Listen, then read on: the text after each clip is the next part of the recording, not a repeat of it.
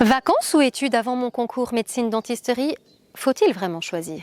Bonjour à toutes les étudiantes, bonjour à tous les étudiants. J'espère que vous vous portez au mieux, que vous êtes au top de votre forme et que vous êtes motivés à réussir votre concours médecine-dentisterie. Si tu ne me connais pas encore, je suis Clémence, ta coach experte pour t'aider à réussir tes études. Et aujourd'hui, nous allons voir comment tu peux te détendre avant cette passation de ton concours en médecine-dentisterie. Te détendre et peut-être même aller jusqu'à prendre des vacances avant cette passation. Des vacances qui ont pour but de te ressourcer, de te remotiver et surtout pas de te faire rater ton concours médecine-dentisterie.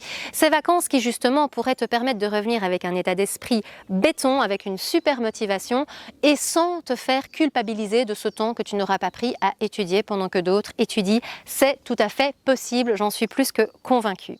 Si tu ne l'as pas déjà fait, je t'invite à cliquer juste ici en dessous, là, sur le bouton rouge afin de t'abonner à ma chaîne, puisque toutes les 2 semaines, je te publierai de nouvelles vidéos afin de t'aider à réussir ton concours en médecine dentisterie. Mais également, tu peux cliquer sur le lien juste ici en dessous, là, un lien pour t'inscrire à ma prochaine conférence gratuite. Elle est 100% gratuite et dans cette conférence, je vais te délivrer tous mes plus grands secrets pour réussir tes études. Ces secrets, ce ne sont pas les secrets habituels de il faut manger sainement, il faut dormir assez, il ne faut pas être trop stressé. C'est vraiment des secrets qui vont en profondeur, vraiment en profondeur et qui te feront faire un travail personnel sur toi-même pour vraiment avoir l'état d'esprit complètement orienté réussite, te retirer toutes tes croyances limitantes et tous tes blocages. C'est vraiment des secrets en or. C'est vraiment le résultat de très nombreuses années d'études, de plein de blocus et de nombreuses années de réflexion. Je réfléchis à ces secrets et je les applique même encore aujourd'hui dans mon quotidien puisque je suis toujours une éternelle étudiante.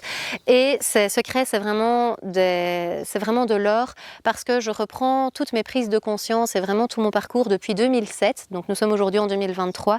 Donc il y a 16 ans de réflexion derrière et ces secrets m'ont permis non seulement de réussir mes études, mais en plus de réussir plusieurs études en même temps. J'ai fait plusieurs parcours universitaires en même temps que j'ai réussi et même que pour certains que j'ai cartonné, plus des études en même temps que ma maternité puisque je suis en plus maman de 4 enfants et ça ne m'a pas empêché de réussir mes études en même temps que le travail, en même temps que ma maternité.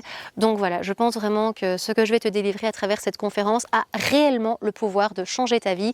Donc si tu ne l'as pas encore fait, clique sur le lien ici en dessous afin de t'inscrire dès maintenant.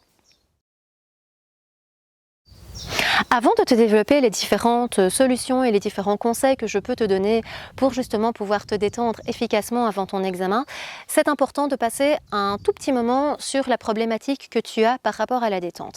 Alors en soi, je n'ai pas besoin de te démontrer et de te justifier qu'il est important de faire des pauses, de dormir assez, d'avoir une hygiène de vie correcte. Tu en entendras parler absolument partout et par tout le monde, donc je pense qu'à ce niveau-là, tu en es déjà convaincu et je ne vais pas te démontrer cette partie-là puisque de toute façon, tu le sais déjà. Maintenant, le problème par rapport à la détente, c'est qu'en fait, il est très compliqué d'oser se détendre, même si tu es convaincu de ses bienfaits, il est compliqué d'arriver à oser te détendre parce que simplement, pendant que tu vas te détendre, tu ne seras pas en train d'étudier.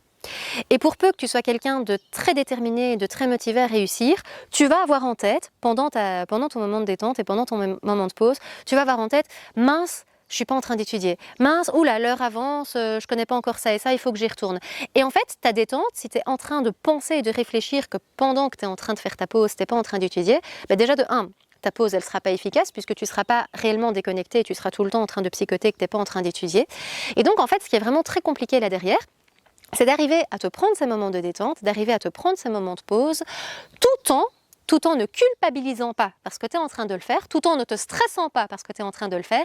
Et donc, la grande question en fait ici derrière, c'est pas le fait de savoir qu'il faut se détendre, ça tu le sais, mais c'est plutôt de comment être sûr de doser correctement, donc vraiment avoir le bon dosage de ces moments de détente, qui ne soient pas trop longs, parce que s'ils sont trop longs, ben forcément tu perds du temps d'étude, et qui ne soient pas non plus pas assez longs, et donc s'ils ne sont pas assez longs, ben, pas suffisamment ressourçants pour te permettre justement de pouvoir utiliser les bienfaits de ces fameux moments de pause. Donc ça, c'est vraiment le juste milieu qu'il faut avoir par rapport à ça, pour justement arriver à te retirer cette peur de tomber dans l'excès de détente. Alors pourquoi je te parle de cette peur de tomber dans l'excès de détente? Eh bien simplement, j'ai entendu ici dernièrement, donc en mi-avril, j'ai entendu des étudiants qui disaient déjà, enfin, pour vous dire plus précisément, pas des étudiants, des futurs étudiants. Donc des étudiants qui vont tenter ici le concours en médecine dentisterie, qui donc n'ont pas encore l'expérience des études, des blocus et tout ça, et qui disaient déjà à la mi-avril, moi pendant tout l'été, j'étudie à fond, je ne fais que ça, je suis tellement motivée et déterminée à réussir mon putain de concours d'entrée que pendant les 2 mois de vacances, je suis vraiment focalisée et je suis super motivée et je vais vraiment le faire comme ça parce que je veux absolument réussir. Alors en soi, c'est super bien d'oser d'être motivé comme ça, c'est super bien d'oser se sacrifier pour réussir parce que je pense effectivement que la réussite demande un certain nombre de sacrifices, ça c'est inévitable, si tu n'étudies pas beaucoup ou pas assez, ben forcément tu ne vas pas réussir. Donc c'est super bien d'être motivé comme ça. Par contre, 2 mois d'été à ne faire qu'étudier, c'est fatal, c'est mortel. Je te le dis sincèrement, pour l'avoir déjà expérimenté comme ça, moi ça m'a coûté une année. Donc juste pour la petite histoire, moi c'est ma 3e année que j'ai raté, ma bac 3. Donc j'ai réussi ma bac 1 du premier coup, j'ai réussi ma bac 2 du premier coup. Et donc quand j'ai eu ma seconde session en bac 3, j'ai étudié pendant tout l'été et il faut savoir que quand j'ai étudié tout cet été en bac 3, ben, j'avais déjà comme expérience 9 blocus à mon actif puisque j'avais les 3 blocus de bac 1, janvier, Pâques et mai. Donc j'avais les 3 blocus de bac 1, les 3 de bac 2, les 3 de bac 3. Donc ça allait être mon 10e blocus. Donc j'avais quand même déjà une certaine expérience. Et malgré que j'avais déjà une certaine expérience de blocus et de blocus réussi, puisque j'ai réussi ma bac 1 et ma bac 2, ben en bac 3, malgré que j'ai étudié énormément, c'est là où j'ai le plus étudié et c'est là où je me suis quand même plantée. Donc j'ai un petit peu peur pour un futur étudiant qui va débarquer dans ce monde-là, qui ne connaît pas encore tous les codes et les rouages, qui va vraiment expérimenter son premier blocus et de commencer son premier blocus à ne faire qu'étudier comme ça pendant les 2 mois. Non seulement c'est fatal, à mon sens, et en plus de ça, ben, vive le découragement après de se dire j'ai étudié comme un malade et j'ai quand même raté mon concours pour l'estime de soi, enfin c'est absolument horrible quoi. Il faut surtout pas tomber dans ce piège-là. Donc voilà, c'est suite à cette réflexion que j'ai entendue que j'ai vraiment eu envie de faire cette vidéo parce que ça me paraît vraiment important de doser correctement cette intensité d'études par rapport au moment de détente. Et donc en ayant entendu ce genre de réflexion, ben, je me dis très clairement que beaucoup d'étudiants pourraient se dire je ne pars pas en vacances, je sacrifie tout, j'étudie et ça peut être une erreur. Donc justement, je vais te développer un petit peu ce que je pense ici derrière tout ça. Alors, par rapport au moment de détente, il y a à mon sens trois moments types. Premièrement, il y a le sommeil. Deuxièmement, il y a les petits moments de détente. Donc là, les petits moments de détente, c'est vraiment les petits moments du quotidien. Donc ces petits moments, c'est par exemple le fait de pouvoir prendre le temps de manger tous les jours sans courir, de prendre des repas idéalement sains, mais en plus des repas où c'est pas une course contre la montre et c'est vraiment un moment où on se détend, où on parle avec sa famille, où on se pose et tout ça. C'est important de le faire correctement. Et puis, il y a aussi les plus gros moments de détente. Donc ça, c'est vraiment les bonnes grosses pauses. Donc ça peut être par exemple un week-end complet sans étudier. Ça peut être plusieurs heures de pause pour se détendre. Si c'est en été, ça peut être un barbecue entre amis. Voilà, c'est vraiment des moments plus forts de déconnexion. Déconnexion soit pour se ressourcer soi-même, aller faire une longue balade à vélo, faire un bon moment de sport, passer plusieurs heures à lire un bouquin, passer des bons moments lors des mouvements de jeunesse si tu es animateur scout. Voilà, c'est vraiment ces moments où ce sera des plus gros moments de détente et ils sont tout à fait possibles. Alors peut-être pas à la veille ou l'avant-veille des examens de prendre beaucoup d'heures et encore que. Mais voilà, ces grands moments de détente et aussi des vacances, donc des vacances, que ce soit un week-end prolongé ou même des vacances, 1 semaine, 2 semaines, c'est absolument tout à fait possible et c'est pas forcément à se dire je dois étudier donc je peux pas partir en vacances. Très franchement, tu as absolument le droit de te prendre des vacances. Il faut savoir aussi que tous les moments de détente, en fait, au plus tu prends des moments de détente et de repos et de ressourcement, te ressourcer, en fait, tu vas libérer des endorphines. Donc, ton corps va libérer des endorphines. Et ces endorphines, c'est lié à tout ce qui concerne les circuits du plaisir et de la récompense. Et ces endorphines vont t'aider à te détendre, à te sentir mieux. C'est vraiment positif pour ta santé. Et donc, ces endorphines, tu peux en libérer par des moments de plaisir avec des activités qui te plaisent. Aussi, lors des moments d'intimité avec ton copain ou ta copine. Et ces moments d'endorphine, cette libération d'endorphine est aussi liée au sport. Donc voilà, tout ce que tu peux faire pour libérer les endorphines, vas-y franchement, ça ne peut que te faire du bien à long terme par rapport à ton étude. Maintenant que je t'ai décrit le problème principal que tu rencontres dans le fait de ne pas oser faire de pause ou en tout cas de ne pas oser en faire suffisamment, je vais te délivrer maintenant 3 astuces, mes 3 astuces pour justement te permettre de faire des pauses efficaces, ressourçantes et surtout sans culpabiliser. Première astuce, accepter le fait que tu as le droit de faire des pauses et que tu en as besoin. Deuxième astuce, cadrer tes pauses. Troisième astuce, trouver des compromis. Alors pour ma première astuce, le fait d'oser le faire et de te rendre compte que tu en as le droit, c'est vraiment le plus difficile, c'est le plus dur. Il faut vraiment lutter contre ce principe. Ce principe qui est très fort parce qu'on a toujours en tête qu'au plus on travaille, au plus on maîtrisera, et donc au plus on aura de résultats. Donc forcément, au moins on travaille par rapport au fait de faire des pauses, ben forcément, au plus ça va être difficile de réussir. Donc il faut vraiment arriver à oublier un petit peu cette idée. Et c'est vraiment compliqué, hein. C'est vraiment un travail psychologique de dingue qu'il faut faire et j'ai dû en faire un à mon sujet parce que j'étais vraiment loin dans mes études, j'étais vraiment loin de me comporter comme ce que je te conseille aujourd'hui. Donc simplement, le fait de se permettre comme ça vraiment de faire des pauses, déjà c'est le fait de se dire qu'il ne faut pas sauter de repas, il ne faut pas rogner sur le sommeil. Ça franchement, je l'ai vraiment appris à mes dépens et c'est une grosse connerie de se limiter dans ses heures de sommeil. C'est aussi le fait de se forcer à aller dehors. Alors pourquoi justement je fais ce genre de vidéo dans ce type de cadre, malgré que plein de gens me disent mais enfin t'es complètement conne de faire ça, tu veux faire des trucs d'aide à la réussite des études et au lieu de te mettre devant une bibliothèque avec des gros bouquins, un contexte qui fait super studieux, on bosse comme des machines et sérieux, toi tu vas te mettre dehors et ils m'ont dit, les gens de mon entourage, c'est absolument pas crédible, ça n'a rien à voir. Et en fait, je suis tellement convaincue aujourd'hui du fait que c'est important d'être dehors justement, de respirer de l'air pur et tout, que je pourrais pas en fait aujourd'hui faire ça dans un autre cadre. Alors je sais bien que c'est pas du tout conventionnel, mais voilà, c'est moi, ça me concerne et c'est par rapport à ce dont je suis convaincue.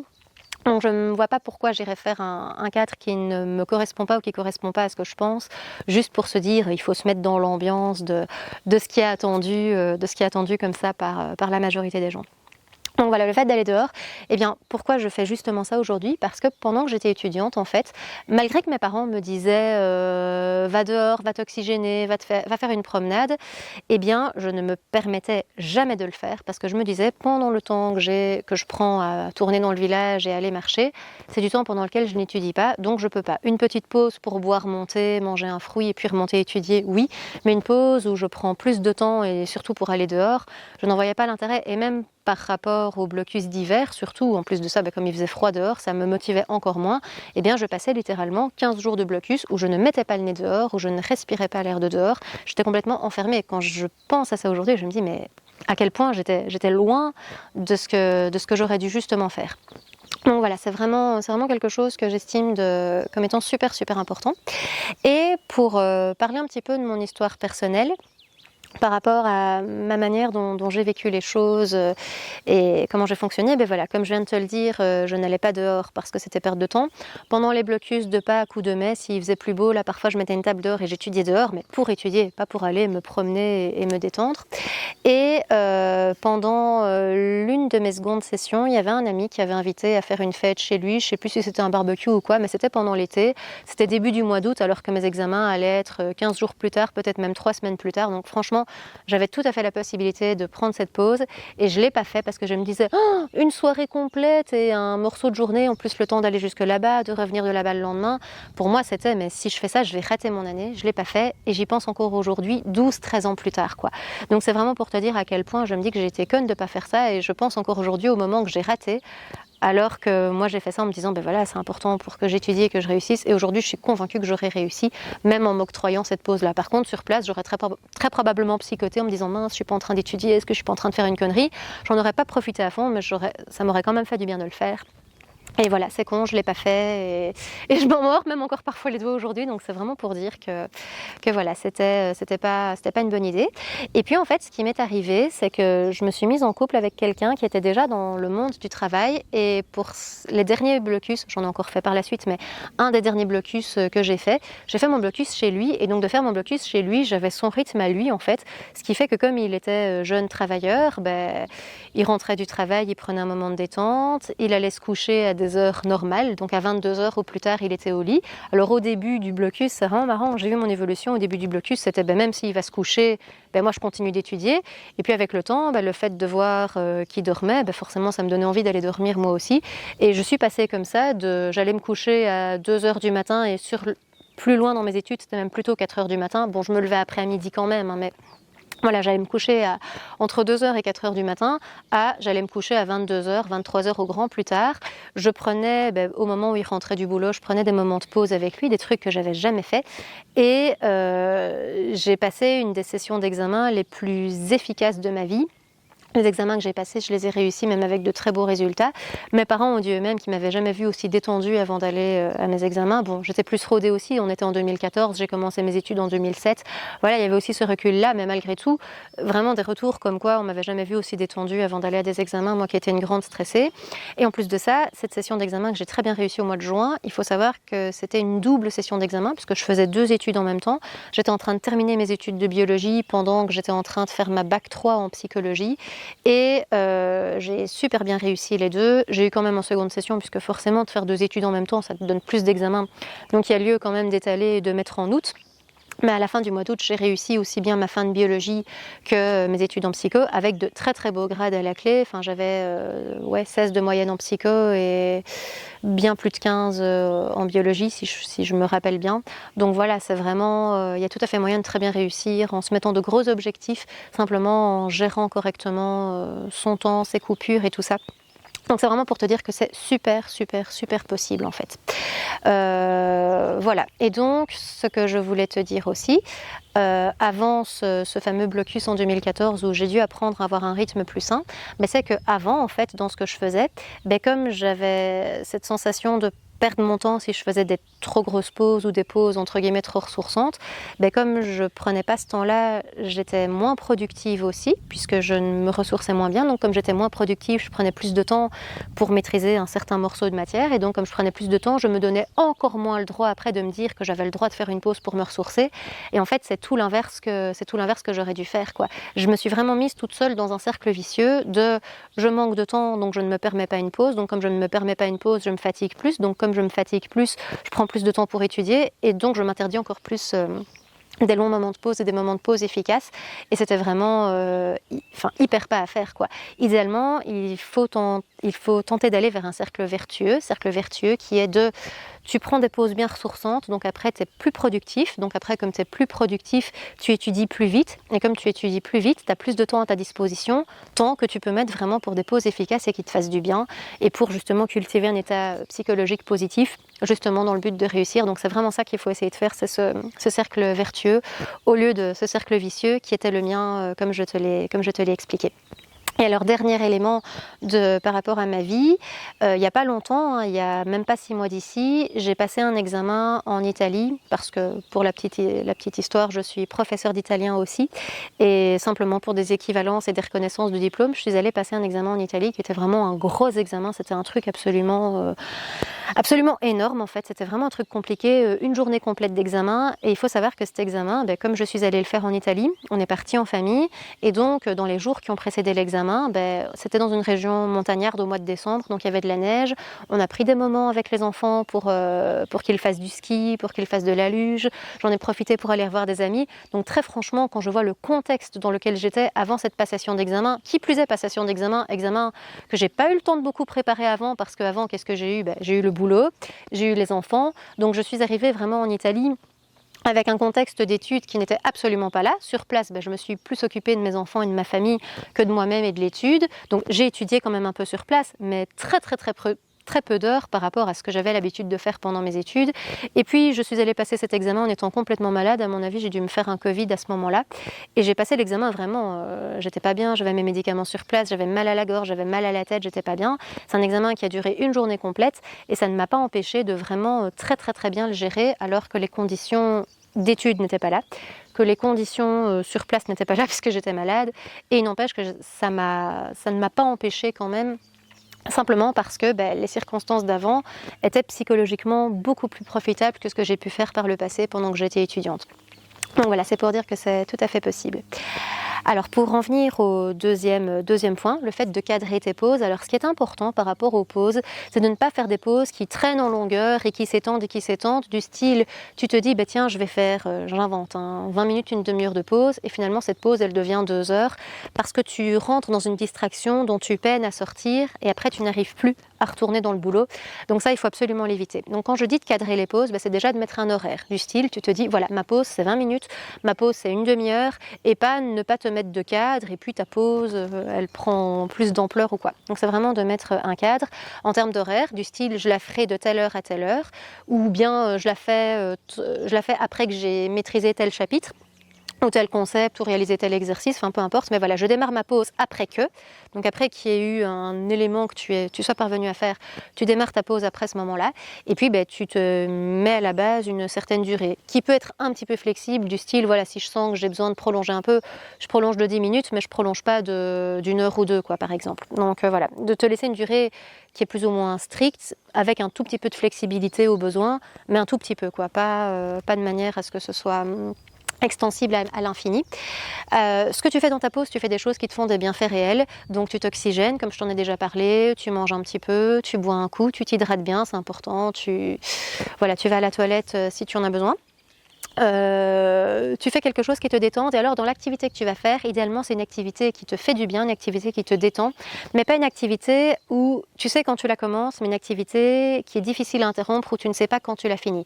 Alors l'exemple type, c'est les réseaux sociaux, où c'est difficile après d'en sortir parce que tu vas toujours voir mais attends, là il y a un nouveau truc qui a l'air intéressant, une nouvelle vidéo à regarder, un nouveau truc à lire, enfin c'est tellement addictogène ce genre de truc qu'en fait tu n'arrives jamais à le finir. Pareil pour les jeux vidéo, donc si tu fais un jeu vidéo, tu te dis tiens je vais faire tel niveau, et puis finalement tu as réussi un machin, donc t'en fais encore un, ou alors inversement tu as raté, et non, je ne veux pas finir ma pause tant que j'ai pas réussi à atteindre telle étape, et en fait ça traîne en longueur, et c'est impossible après de te recadrer à vraiment se dire maintenant à telle heure je coupe mon jeu vidéo.